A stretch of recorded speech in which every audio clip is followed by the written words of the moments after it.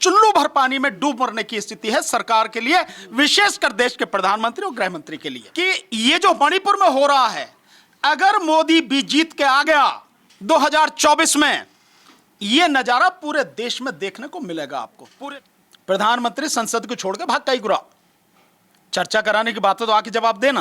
वो तो जो भारत सरकार आज की तारीख में है, इसमें कोई भी अधिकारी योग्य नहीं है। सारे के सारे अधिकारी सरकार के गुलाम हैं, सरकार के लिए काम कर रहे हैं, संविधान के विरुद्ध काम कर रहे हैं। लेकिन वे लोग आश्वस्त हैं, बीजेपी के लोग, कि 24 में तो मोदी जी फिर से आ रहे हैं, कुछ भी हो जाए। बस देखो, मैं तो इस बात को बार बार कहता हूं, बहुत खुलेआम कहता हूं, निश्चित रूप से मोदी दोबारा आ जाएगा 2024 में, अगर 2024 का चुनाव ईवीएम से हुआ तो।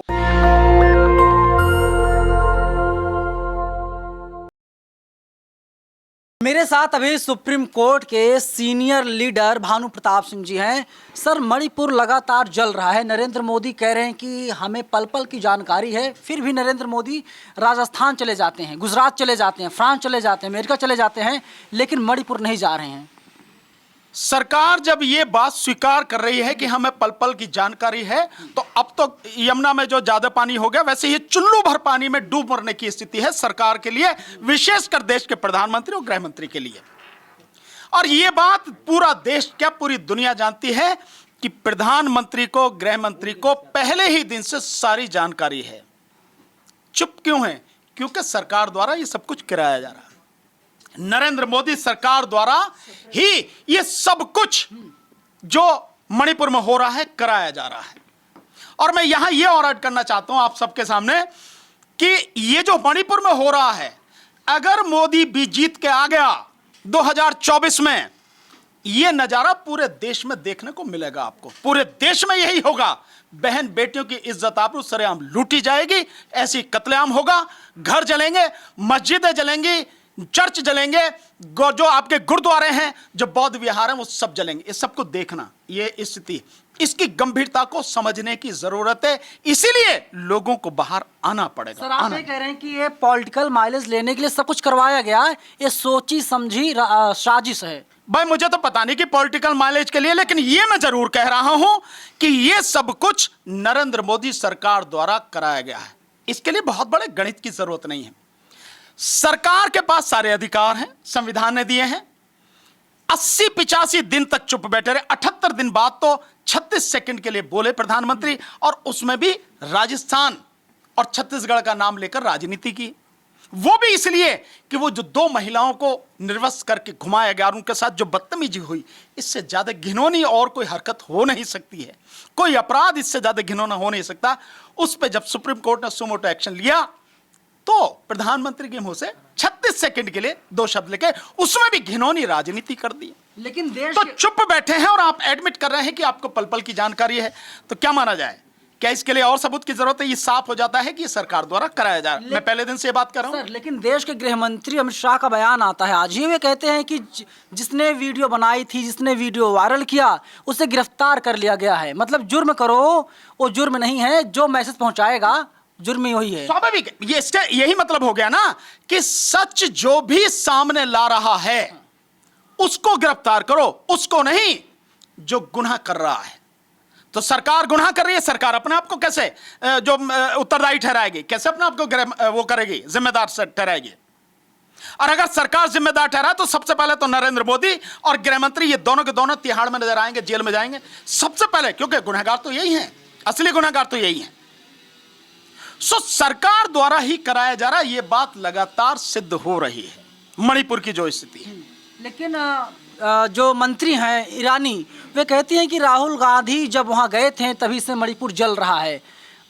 राहुल गांधी तो मैं समझता हूं शायद 2 महीने बाद गए, हाँ, और अपनी जिंदगी को दांव पे लगाकर, अपनी जिंदगी को खतरे में डालकर वो मणिपुर गए। तो देश के लोगों का तो यह कर्तव्य है कि उन्हें एहसानमंद होना चाहिए राहुल गांधी का, कि एक इंसान अपनी जिंदगी को खतरे में डालकर उन लोगों के बीच में गया जिनकी पीड़ा का कोई अंत नहीं है अभी तक, जिनकी पीड़ा असहनीय है, उनके बीच जाके बात करी, उनका दुख दर्द सुना, उनकी पीड़ा को समझा, और कुछ कर सके उसके लिए प्रयास करने का प्रयास किया उन्होंने, कोशिश की उन्होंने। तो देश की जनता को तो एहसानमंद होना चाहिए।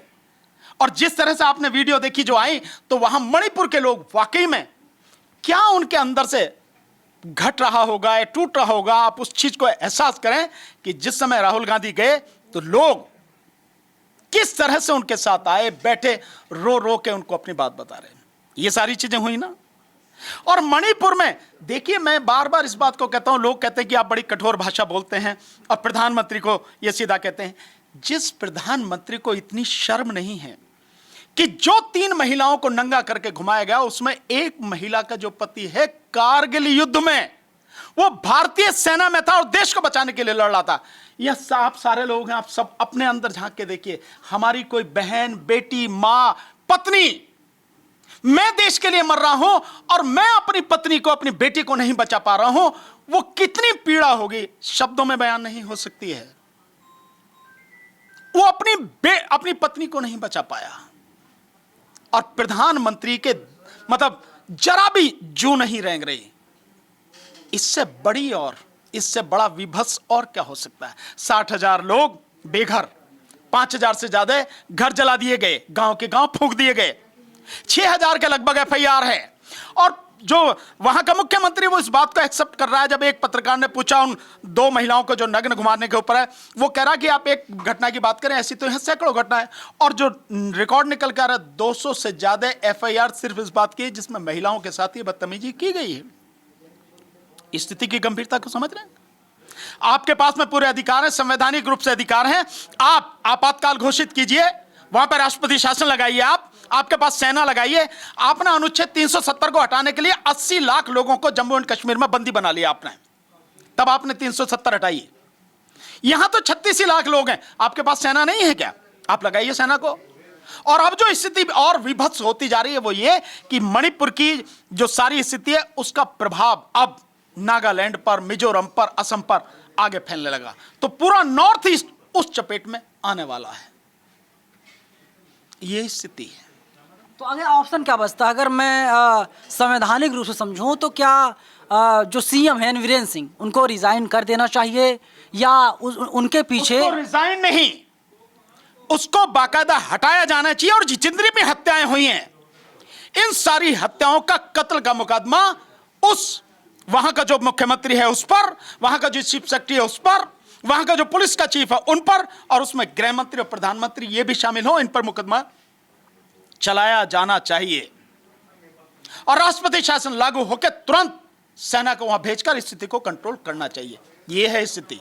लेकिन जब तक मोदी सत्ता में बैठा है तब तक कुछ होगा नहीं, हम सब कह ही सकते हैं। और लेकिन मोदी जी साफ तौर पे कहते हैं कि ये जो कोई UPA का शासनकाल नहीं है, NDA का राज है। बीजेपी के पास 303 सांसद हैं, NDA के पास 325 सांसद हैं, इस्तीफे नहीं होते इस सरकार में। तभी तो गुंडागर्दी हो रही है भाई। ये मालूम है ना कि तुम्हारे पास में संसद के हिसाब से जितना बहुमत चाहिए उससे ज्यादा बहुमत है, और तुम सरकार तुम्हारी गिर नहीं सकती। इसलिए तुम उन सारी चीजों को जिनको महत्व देना चाहिए, संसद में चर्चा करानी चाहिए, विपक्ष की बात सुननी चाहिए, आप सारी चीजों को एक साइड करे दे रहे हो। आप कोई जवाब नहीं दे रहे हो। लेकिन इसीलिए ये सारी चीजें इसीलिए तो कर रहे हो ना आप, नहीं तो इसको सीधा सीधा और क्या कहेंगे, सीधे सीधे गुंडागर्दी और क्या है। लेकिन जिस तरीके से कांग्रेस पार्टी सड़क से लेकर के संसद तक आंदोलन कर रही है, हंगामा मचा रही है मणिपुर मामले को लेकर के, नरेंद्र मोदी खामोश हैं।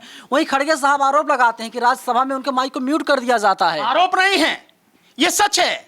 वो उस बात को सामने ला रहे हैं भाई। उनके जो है, जो एक सांसद के जो अधिकार हैं, आप उन अधिकारों का उल्लंघन कर रहे हो। आप राज्यसभा में अगर विपक्ष के नेता का बोलते समय माइक अगर बंद कर दिया जा रहा है तो उसके संवैधानिक अधिकारों का हनन किया जा रहा है। उसको जो प्रिविलेज मिले हुए हैं एक सांसद होने के नाते, आप उनका जो है हनन कर रहे हो।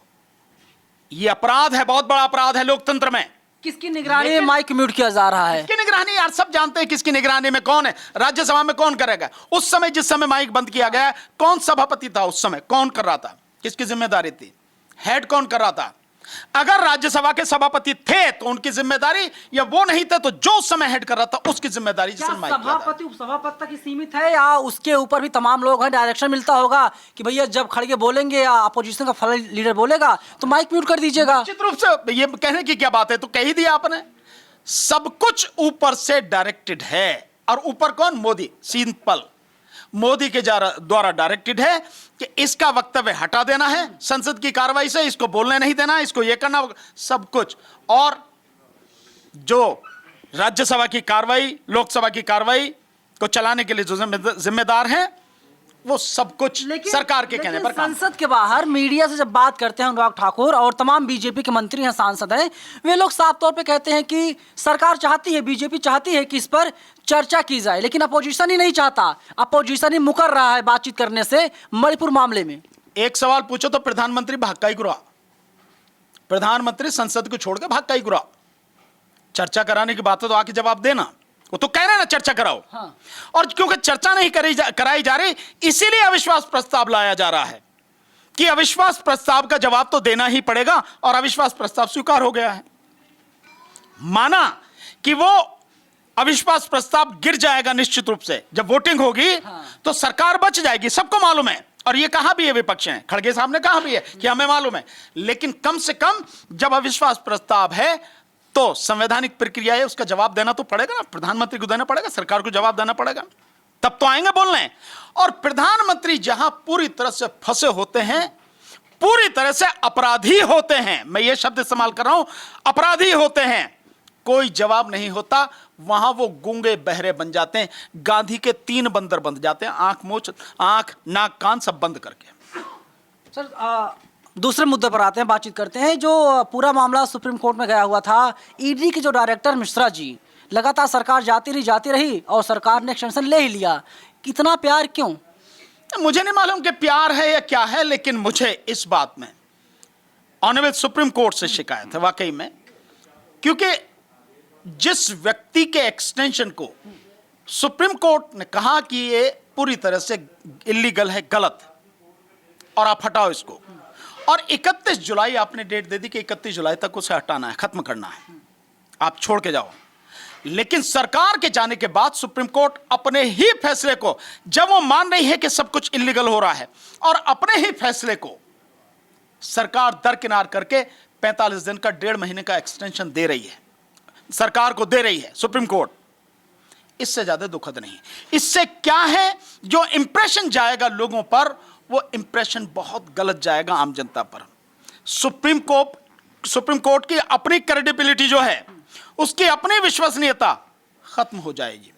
और ये केवल अकेला ये मामला नहीं है, मैं इससे पहले के 2 उदाहरण और बता रहा हूं। उसको मैं छोड़े देता हूं जो बाबरी मस्जिद का मसला हुआ था। उसमें जिस तरह से पूरी तरह से गैर संवैधानिक रूप से, गैर कानूनी रूप से, बिल्कुल जो तथ्य थे, फैक्ट थे, उन सबको धता बताते हुए और अनुच्छेद 142 आर्टिकल 142 का सहारा लेते हुए जो डिसीजन दिया बाबरी मस्जिद में, और भारतीय सुप्रीम कोर्ट के इतिहास में इससे गलत फैसला कभी नहीं आ सकता जो बाबरी मस्जिद का था। मैं उसको एक साइड में छोड़ देता हूं, लेकिन मैं उसके अलावा 2 उदाहरण बताता हूं जिससे सुप्रीम कोर्ट की विश्वसनीयता पूरी तरह से सवालों के घेरे में है। ईडी का हो गया, अब इसको आप देखिए। इससे पहले सुप्रीम कोर्ट ने जो महाराष्ट्र में हुआ और शिंदे की सरकार बनाई गई, सुप्रीम कोर्ट ने माना कि पूरी तरह से गैर संवैधानिक और गैर कानूनी रूप से काम हुआ। यह सुप्रीम कोर्ट ने एडमिट किया है, जैसे बाबरी मस्जिद केस में किया था कि यहां रामलला की कोई मूर्ति नहीं थी, यहां कोई पूजा नहीं होती थी, यहां पे कोई मंदिर नहीं था, मस्जिद थी, सब कुछ एडमिट किया, फिर भी राम मंदिर के पक्ष में फैसला दिया। ठीक इसी तरह से इसमें माना कि सब कुछ गैर संवैधानिक है। जो गवर्नर ने जो काम किया वो पूरी तरह से गैर संवैधानिक था, बावजूद उसके आपने सरकार को बर्खास्त नहीं किया, तो आपके फैसले देने का फायदा क्या है? आप कह रहे हैं कि ये गैर कानूनी, गैर संवैधानिक रूप से सब कुछ हुआ है, फिर भी आप उस सरकार को जो गैर संवैधानिक आप ही कर रहे हैं उसे हटा नहीं रहे, तो इस फैसले के देने का फायदा क्या है? एक बात। दूसरी बात, आप कह रहे हैं जो इलेक्शन कमीशन नियुक्त हुआ है, इलेक्शन कमीशन की नियुक्ति जो है वो ठीक नहीं है। उसी को उसमें आप कह रहे हैं कि जो भी इलेक्शन कमीशन होगा उसको नियुक्त करने के लिए चीफ जस्टिस ऑफ इंडिया होंगे, नेता प्रतिपक्ष होंगे और प्रधानमंत्री होंगे। आपने कमेटी बना दी, इनके माध्यम से होगा। और तीनों जो कमिश्नर होंगे उनकी पावर समान होंगी, सब कुछ समान होगा, कह दिया। लेकिन जिस आदमी के ऊपर सवाल है, जिसकी वजह से वो मसला सुप्रीम कोर्ट में पहुंचा, जो गलत नियुक्ति है, आपने उस आदमी को नहीं हटाया। उसी के नेतृत्व में 2024 का चुनाव होगा और वो आदमी बीजेपी का है, प्रधानमंत्री का आदमी है। तो फिर आपके इस फैसले का मतलब क्या है? मतलब आप कह रहे हैं कि चुनाव आयोग जो है इसकी नियुक्ति गलत है, लेकिन आप उसे हटा नहीं रहे, फैसला काहे को दे रहे हैं? इसका मतलब क्या है? इसका मतलब यह है कि आप ये सब कुछ मान रहे हैं कि गैर संवैधानिक, गैर कानूनी हो रहा, लेकिन होने दो यार, जो भी कुछ हो रहा हम हटाएंगे नहीं। अच्छा सर, एक सवाल ये है कि जिस तरीके से ईडी के डायरेक्टर की जो है कि कार्यकाल बढ़ाया गया, एक्सटेंशन मिला उन्हें, किसी बड़ी घटना को अंजाम देना है या फिर जो है कि कोई योग्य अफसर नहीं, अधिकारी नहीं है जिसे डायरेक्टर बनाया जाए? वैसे तो जो भारत सरकार आज की तारीख में है, इसमें कोई अधिकारी, कोई भी अधिकारी योग्य नहीं है। सारे के सारे अधिकारी सरकार के गुलाम हैं, सरकार के लिए काम कर रहे हैं, संविधान के विरुद्ध काम कर रहे हैं, नंबर एक। दूसरी बात, यह केवल एक बहाना है, केवल एक बहाना है कि सरकार के पास कोई अधिकारी नहीं है, इसलिए नहीं उसका हटाया जाना, इसको जो है एक्शन देना। मैं बहुत सिंपल सी चीज जानता हूं, न्याय बहुत कठोर होता है, सत्य बहुत कठोर होता है, और न्याय में किसी तरह के रहम की नहीं होती। और सुप्रीम कोर्ट को तो यह समझने की जरूरत है कि तुम ही कह रहे हो कि ईडी के डायरेक्टर की नियुक्ति जो एक्सटेंशन है वो गलत है, और फिर तुम सरकार जब आके गिड़गिड़ा रही, तुम फिर उसे एक्शन कर दे रहे हो। उस सब के बावजूद कह रहे हो, जब कह रहे हो कि 31 जुलाई से जाओ, 31 जुलाई से आगे आपका कार्यकाल नहीं होगा, बावजूद उसका आप बढ़ा दे रहे हो, तो आप कर क्या रहे हो? और कि तो छोड़ो, न्याय तो खैर क्या मिलेगा, लेकिन सुप्रीम कोर्ट की जो अपनी विश्वसनीयता है, सुप्रीम कोर्ट की जो अपनी शाख है, उससे तो बचा लो, अन्यथा इसके परिणाम इतने गंभीर होंगे। जो थोड़ा बहुत विश्वास भी सुप्रीम कोर्ट पर है, और जस्टिस डीवाई चंद्रचूड़ साहब के चीफ बनने के बाद में जो एक विश्वास बढ़ा है, सब खत्म हो जाएगा। और एक बार विश्वास खत्म हुआ, फिर कुछ बचता नहीं है। कम से कम इसको संभाल के रखने की जिम्मेदारी तो सुप्रीम कोर्ट की ही है, वो नहीं हो रहा। सर, मेरा आखिरी सवाल आपसे है, जर्नलिज्म एथिक्स हो सकता है खिलाफ हो, हम लोग सुप्रीम कोर्ट से सवाल नहीं पूछ सकते, लेकिन बड़ा सवाल है कि जिस तरीके से कार्यकाल बढ़ाया गया डायरेक्टर साहब का, तो हमने देखा कि जो है कि पहले के जो सीजीआई थे उनको राज्यसभा भेज दिया गया। क्या ऐसा कोई लॉलीपॉप वगैरह दिया गया होगा, अंदर कोई तहखाने में बात हुई होगी? ये तो भाई मैं क्या बता सकूं, इस बात का तो उन्हीं से पूछो जिन्होंने फैसला दिया है। नहीं तो आपको लगता है ऐसा? क्योंकि लगने आप की बात ही नहीं है यहाँ लगने ना लगने की बात ही नहीं है। इस बात के विषय में तो उन्हीं से पूछो, भैया वही देंगे उसका जवाब, मुझे क्या पता। लेकिन वे लोग आश्वस्त हैं, बीजेपी के लोग, कि 24 में तो मोदी जी फिर से आ रहे हैं, कुछ भी हो जाए। बस देखो, मैं तो इस बात को बार बार कहता हूं, बहुत खुलेआम कहता हूं, निश्चित रूप से मोदी दोबारा आ जाएगा 2024 में। अगर 2024 का चुनाव ईवीएम से हुआ तो विपक्ष में जितने 26 पार्टियां इकट्ठी हुई हैं, 26 नहीं और 2600 पार्टियां इकट्ठी हो जाएं, ईवीएम नहीं हटेगी तो मोदी को आप नहीं हटा सकोगे, लिख लेना। और मोदी दोबारा आएगा, और मोदी दोबारा अगर आ गया ईवीएम के रहते हुए, जो मणिपुर में हुआ है वो पूरे देश में होगा, एक बात। दूसरी बात, अगर ईवीएम हट गई और चुनाव बैलेट पेपर से हो गया, मैं लिख के दे रहा हूं, मोदी नहीं, एक एक लोकसभा सीट पे 1000 मोदी और 1000 उसका चाणक्य जो अमित शाह है, दोनों को खड़े कर लेना। अगर 40 से ज्यादा सीट जीत के आ जाए बीजेपी, जीत नहीं सकती है अगर बैलेट पेपर से चुनाव हो गया। और ईवीएम से हुआ तो कितना भी विपक्ष इकट्ठा हो जाए, मोदी जीत के आएगा, अगर ईवीएम से हुआ तो। और अगर वो आ गया तो देश के लिए इससे बुरा कुछ नहीं हो सकता। देश का लोकतंत्र पहले ही खत्म हो चुका है, हम सिर्फ चर्चा कर रहे हैं, कुछ नहीं बचा, कुछ नहीं है। लोकतंत्र खत्म हो चुका है, संविधान खत्म हो चुका है, मनुस्मृति पर आधारित संविधान लागू होगा, और देश में आगे कोई चुनाव नहीं होगा, ना लोकसभा का, ना विधानसभाओं का, ना विधान परिषद, ना राज्यसभा का, कोई चुनाव नहीं होगा। और वो हाल होगा देश का जो मणिपुर में आज आप देख रहे हैं। चलिए, सुप्रीम कोर्ट के सीनियर वकील हैं भानु प्रताप जी साहब, तो आप कह रहे हैं कि अगर 2024 में ईवीएम से लोकसभा के चुनाव हुए तो भारतीय जनता पार्टी की जीत तय है। आपको क्या लगता है? कमेंट बॉक्स में हमें जरूर बताइएगा। कैमरा पर्सन आशीष के साथ मैं नवीन कुमार नंदन, नेशनल दस्तक, दिल्ली। नेशनल दस्तक की आपसे गुजारिश है कि अगर इसको बचाना चाहते हैं तो नेशनल दस्तक को सब्सक्राइब करने के लिए रेड कलर के सब्सक्राइब बटन को दबाएं, फिर बेल आइकन की घंटी दबाएं। नेशनल दस्तक को बचाने के लिए बहुत जरूरी है कि हर खबर को शेयर करें, लाइक करें, कमेंट जरूर करें।